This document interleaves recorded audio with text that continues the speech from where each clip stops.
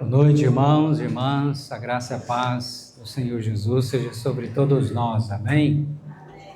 Abra sua Bíblia em Lucas, capítulo de número 23, no versículo de número 44 até o 47. Já era quase a hora sexta, e escureceu-se o sol. Houve trevas sobre toda a terra até a hora nona. E rasgou-se pelo meio o véu do santuário. Então Jesus clamou em alta voz: Pai, nas tuas mãos entrego o meu espírito. E dizendo isto, expirou. Vendo o centurião o que tinha acontecido, deu glória a Deus, dizendo: verdadeiramente este homem era justo. Amém. Feche seus olhos e peça a Deus que continue a falar ao seu coração. Senhor, nós te louvamos, te agradecemos pela tua palavra e pedimos a ti que continue a falar ao nosso coração, pelo teu Espírito Santo, aplicando a palavra do Senhor a nós, ao nosso viver, e, ó Deus, que possamos ser transformados por essa palavra, com muita gratidão, alegria no nosso coração, por toda a obra bendita e gloriosa do nosso Senhor e Salvador Jesus Cristo. Amém. Amém. Queridos irmãos, o juízo e salvação estão presentes aqui na cruz de Cristo. Juízo e salvação. Agora, como que essas duas realidades tão opostas podem estar presentes na cruz de Cristo? Condenação, salvação, morte e vida, justiça e justificação. Nós vamos ver isso aqui na obra de Cristo na cruz. Na cruz de Cristo, ela mostra, em primeiro lugar, nós vemos aqui no texto, as trevas do juízo de Deus. Olhe comigo o verso de número 44, que diz: já era quase a hora sexta, e escureceu-se o sol, houve trevas sobre toda a terra até a hora nona. Que trevas são essas? Está falando das trevas do juízo de Deus. Para o judeu, o dia não começa como nós temos o costume no Ocidente, às 0 hora começar um novo dia. Não, para o judeu começa às 6 horas da manhã. Por isso que está aqui, quando das 6 horas, da hora sexta até a hora nona, que corresponde do meio-dia às 3 horas da tarde. Esse é o horário que Cristo estava crucificado lá na cruz e que houve trevas. O Senhor Jesus, ele fica 6 horas na cruz, e 3 horas foram trevas, que foi um eclipse enviado por Deus. Não foi algo natural, foi algo sobrenatural.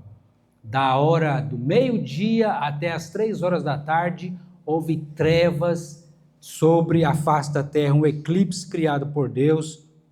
A própria palavra de Deus, a Bíblia, ela traz para nós, frequentemente, utilizando o símbolo das trevas, como a manifestação da ira de Deus, do julgamento, da separação de Deus, representando a seriedade das consequências do pecado e da desobediência. Foi assim lá em Êxodo, capítulo de número 10, nós estamos chegando à Páscoa, e capítulo 12 de Êxodo vai falar sobre a Páscoa.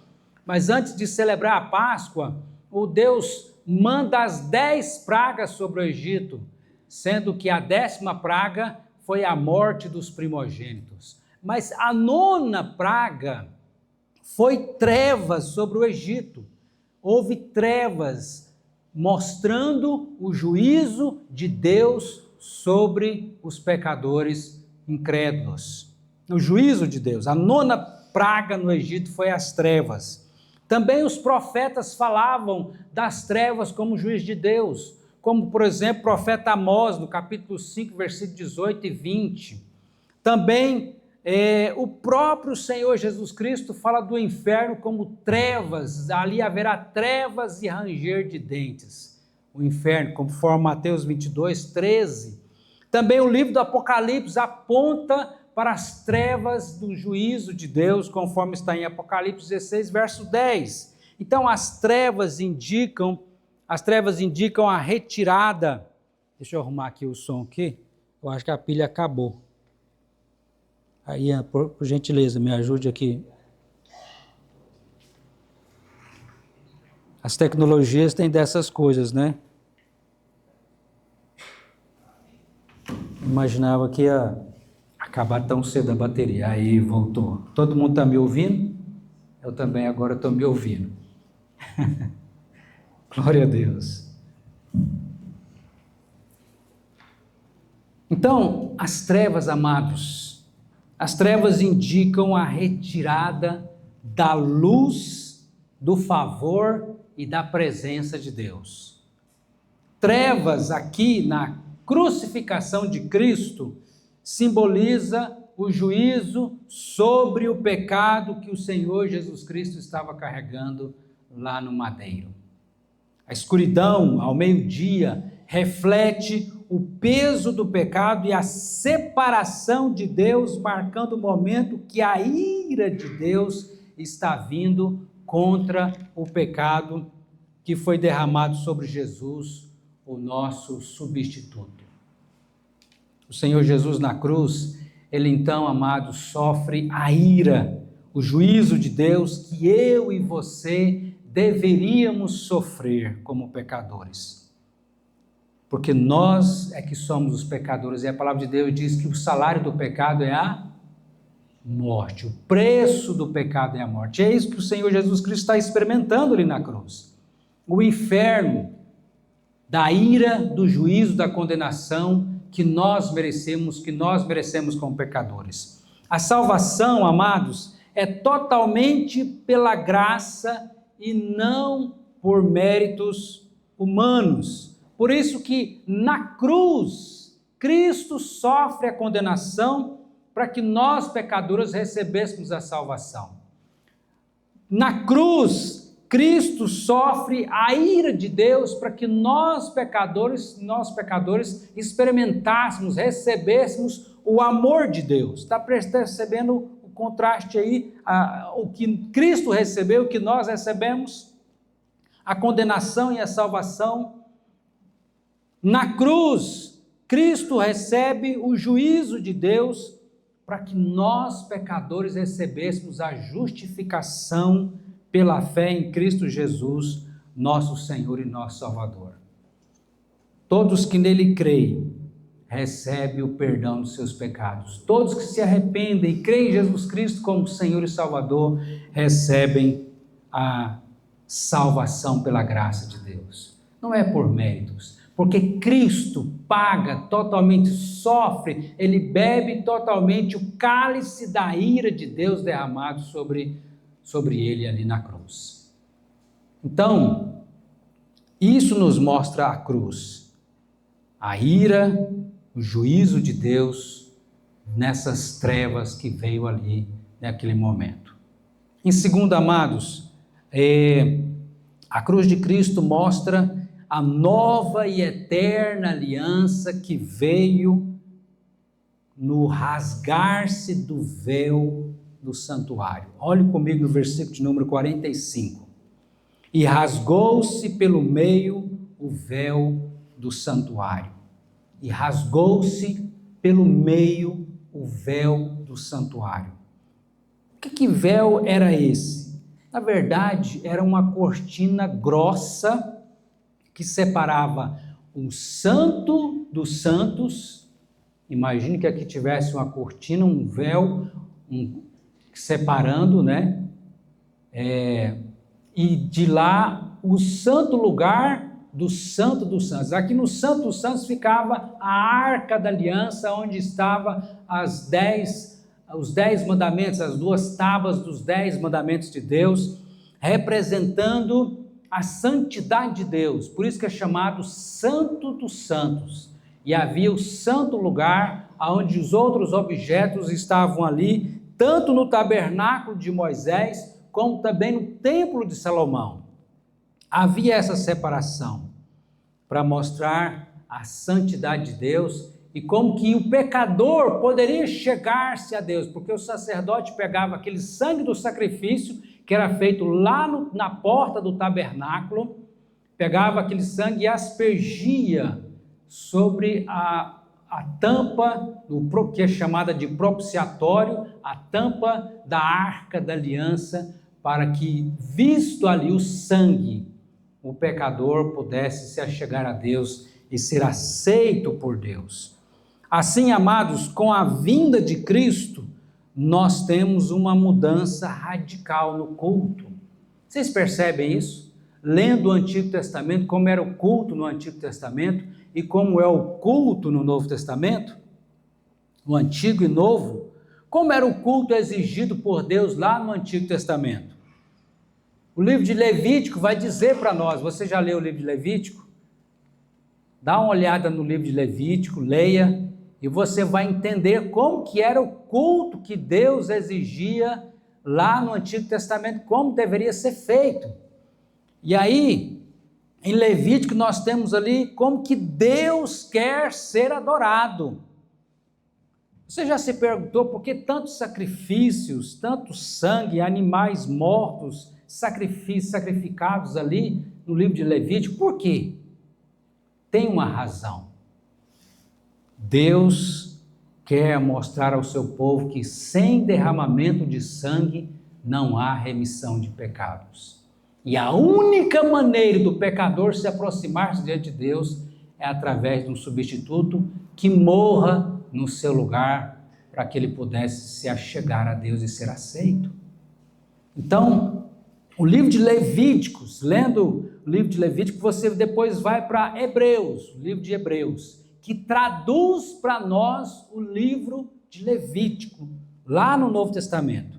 E duas coisas ficam bem claras, bem evidentes nesses dois livros. Primeiro, que o pecado, ele é maligníssimo, porque leva à morte, à separação, conforme já lá em Gênesis Deus traz sobre a humanidade por causa da desobediência de Adão e Eva.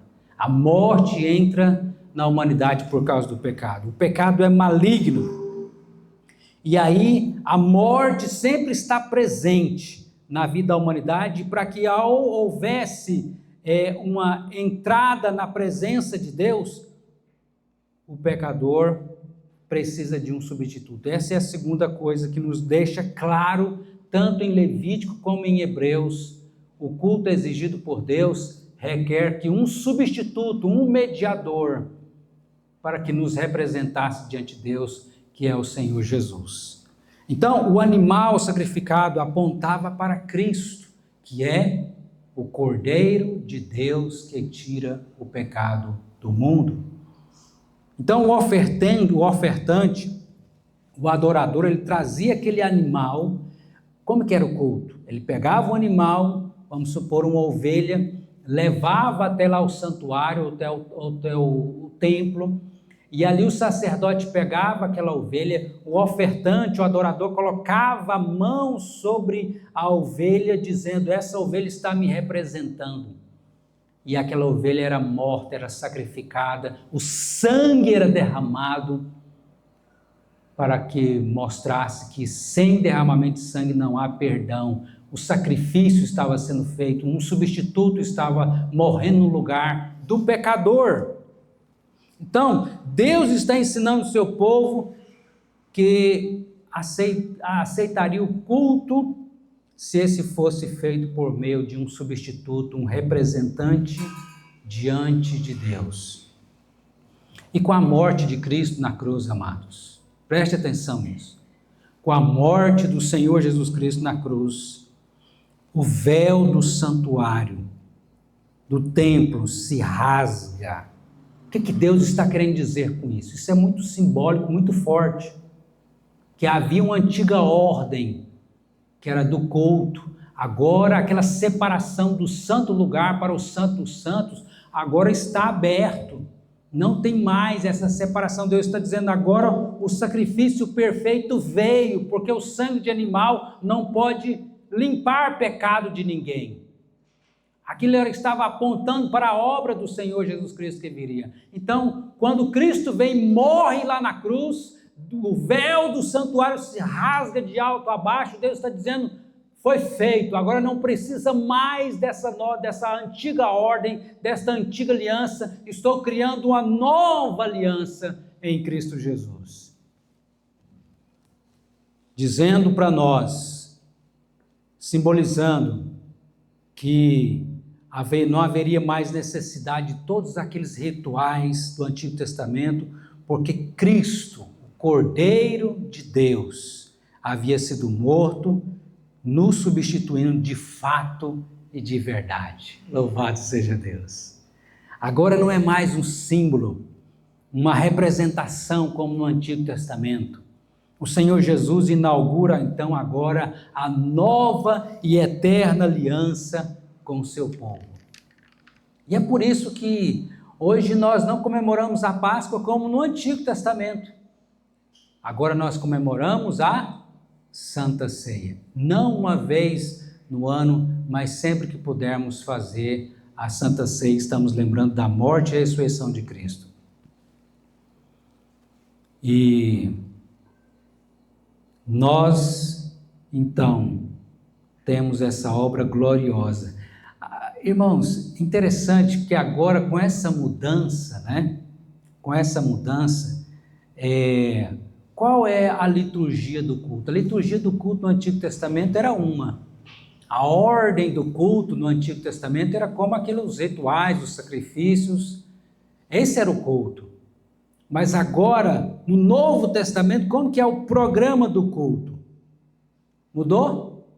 Com Cristo mudou e mudou de maneira muito radical. Porque agora, como que nós apresentamos o nosso culto a Deus? Alguém trouxe aí alguma ovelhinha para ser sacrificada? Não, né? Porque Jesus já fez isso.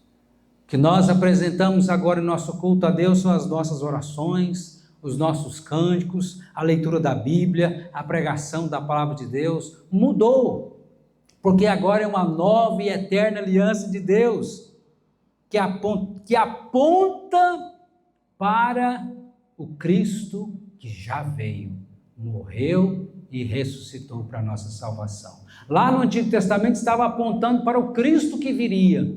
Agora no Novo Testamento aponta para o Cristo que veio e cumpriu a sua missão para a nossa salvação. Agora é importante que você entenda uma coisa. Preste atenção nisso.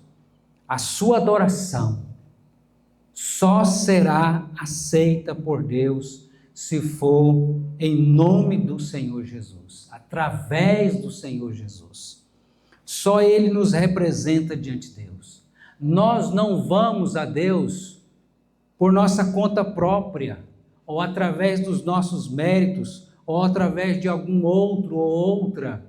Só Cristo, só por meio de Cristo, só por Ele nós podemos ser aceitos diante de Deus. Tanto no Antigo Testamento, como no Novo Testamento, como nos dias de hoje, só através de Jesus.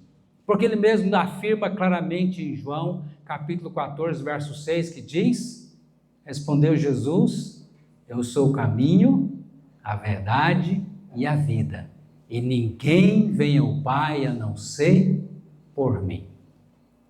E também 1 Timóteo capítulo 2, versículo 5, diz a palavra de Deus, que há um só mediador entre Deus e os homens, Cristo Jesus. Cristo Jesus. Então, como você tem se apresentado diante de Deus? Será que você está confiando nos seus méritos?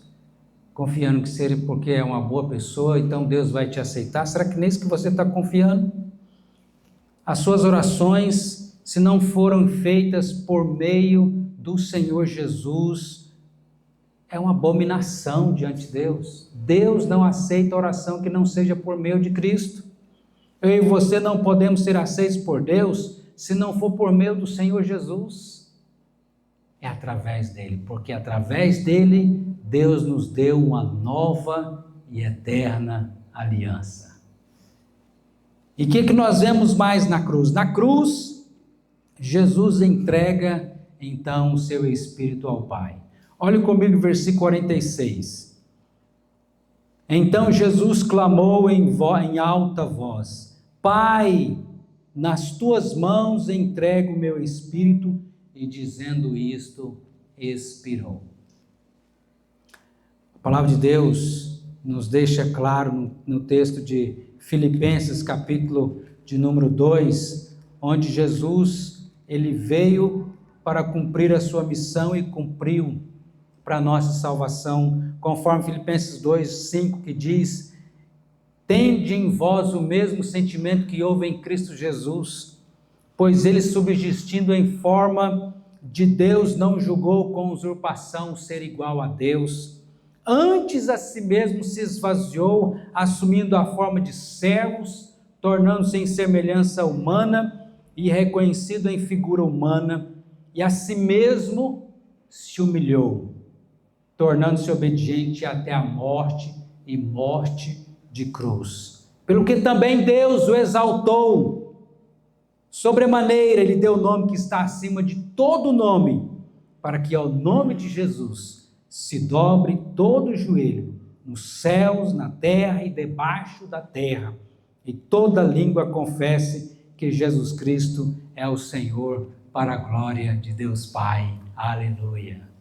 Amados, também Hebreus capítulo 12, versículo 2 vai dizer: olhando firmemente, olhe firmemente para o autor e consumador da nossa fé, o Senhor Jesus, o qual, em troca da alegria que lhe estava proposta, suportou a cruz, não fazendo caso da ignomínia, da vergonha, e está sentado à destra do trono de Deus. A cruz não foi a derrota, mas a vitória de Cristo. A vitória sobre o pecado, a vitória sobre Satanás, a vitória sobre a morte. Ele entrega o seu Espírito ao Pai, até que no primeiro dia da semana ele iria ressuscitar dentre os mortos. Na cruz também, queridos, em último lugar, o Senhor Jesus traz salvação ao pecador. Nós vemos aqui a conversão do centurião a Cristo. Olha o versículo de número 47 de Lucas 23, que diz: vendo o centurião o que tinha acontecido, deu glória a Deus, dizendo: verdadeiramente esse homem era justo. Nos outros evangelhos ele também nos traz dizendo: verdadeiramente este homem era o Filho de Deus. Um centurião no Império Romano tinha às suas ordens pelo menos 100 soldados. E é interessante, amados, que a pregação anterior, no texto anterior, nós vimos a conversão de quem? Do malfeitor, né? Um dos malfeitores que foi crucificado ao lado de Cristo. Uma das maravilhas da cruz de Cristo é a conversão tanto de um malfeitor crucificado ao lado de Jesus, como de um centurião oficial do Império Romano. Mas todos pecadores carentes da graça de Deus, todos carentes da salvação. Cristo veio para salvar tanto os presos condenados, como também salvar os juízos que condenaram esses presos. Ele salva tanto o malfeitor como o soldado. Salva tanto o analfabeto como o doutor. Salva tanto os excluídos como os da elite da sociedade. Salva tanto o pobre como o rico. Salva de todas as classes sociais. Louvado seja Deus. Nós tivemos semana passada aqui no presídio levando os Novos Testamentos com os Gideões, né, aos presos aqui. Depois queremos ainda retornar para distribuir aqueles que ainda não receberam. E estávamos ouvindo o irmão Gideão, o irmão Cláudio, contar a história da conversão de um Gideão. Gideão, que tem várias pessoas de homens de negócios e até juízes, né? Pessoas bem assim conceituadas na sociedade, vamos dizer assim. Mas também tem pessoas que passaram antes da conversão momentos que antes eram até criminosos, né? Conta na história de um preso que recebeu um Novo Testamento, né? Esse preso que hoje é um Gideão, mas na época ele era uma pessoa que estava cumprindo a pena, né, no presídio, e não era crente. Quando ele recebe esse Novo Testamento, ele viu essas folhinhas aqui do Novo Testamento, boas para fazer baseado, que é fininha, né, bem... E aí ele começou a fumar o Novo Testamento. Foi fumando, cada dia ele ia tirando uma página do Novo Testamento e fazendo baseado no Novo Testamento. Até que ele chegou quase na metade, chegou no Evangelho de João, ele começou a ter interesse de ler, né? E começou a ler, e lendo, e foi então, o pessoal fazia visitas lá também no presídio, e ele começou a ter muitas perguntas sobre a Bíblia. E ele então, as pessoas que iam lá visitar, tinha uma senhora, uma irmã que ia visitar o presídio, ele então procurou essa irmã para que desse resposta àquelas perguntas, né, que ele estava fazendo, que tinha muito, ele queria aprender, Deus estava tocando no coração dele sobre aquilo que a Bíblia estava dizendo, né? E o que aconteceu, amados? Ele veio também a se converter a Cristo. Depois, aliás, já ainda preso, ele teve a oportunidade de ir com um policial, né, aos cultos, né? Ele ia para o culto e depois voltava para a prisão, teve essa licença para fazer isso, né? E assim, ouvindo a palavra de Deus, Deus converteu o coração dele e ele também se batizou, desejou o batismo, né? E depois teve uma nova vida e Deus um dia também o chamou, né?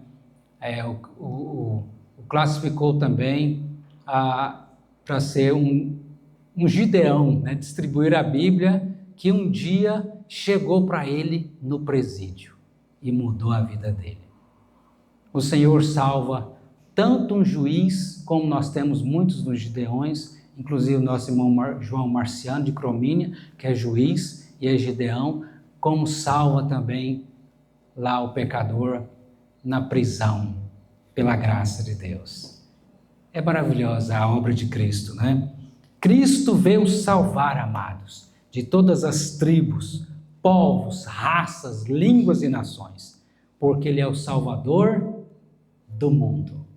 Cristo é o Salvador do mundo. E você também pode ser salvo caso se arrependa de seus pecados e creia em Jesus Cristo como seu Senhor e seu Salvador pessoal. E eu espero que você já tenha tido esse encontro com Jesus. Amém? Concluindo, amados, Cristo sofre na cruz as trevas do juízo de Deus. Cristo nos trouxe a nova e eterna aliança, e você agora faz parte da aliança de Deus, e o seu nome está escrito no livro da vida. Cristo venceu a morte, venceu o pecado, venceu o diabo na cruz, esmagando a cabeça da serpente. Cristo salva o pecador que se arrepende e nele crê como seu Senhor e seu Salvador. Você creu? Você é um abençoado por Deus, porque a fé é um dom de Deus. Vamos colocar em pé e vamos orar.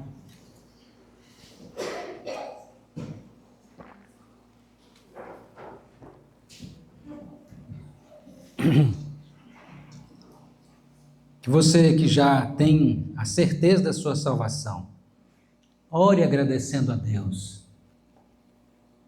pela morte de Jesus lá na cruz no seu lugar. Que se não fosse Ele, seria eu e você a sofrer a ira e a condenação. que nós merecemos. Então, seja grato. Agradeça a Deus, obrigado por Jesus ter derramado o sangue dele lá na cruz para me livrar do inferno e me dar a salvação, a vida eterna. E você que talvez não tenha certeza da sua salvação ainda, peça para Deus: Deus, eu também quero ter a certeza de que meu nome está escrito lá no livro da vida. Então fale com Deus em oração.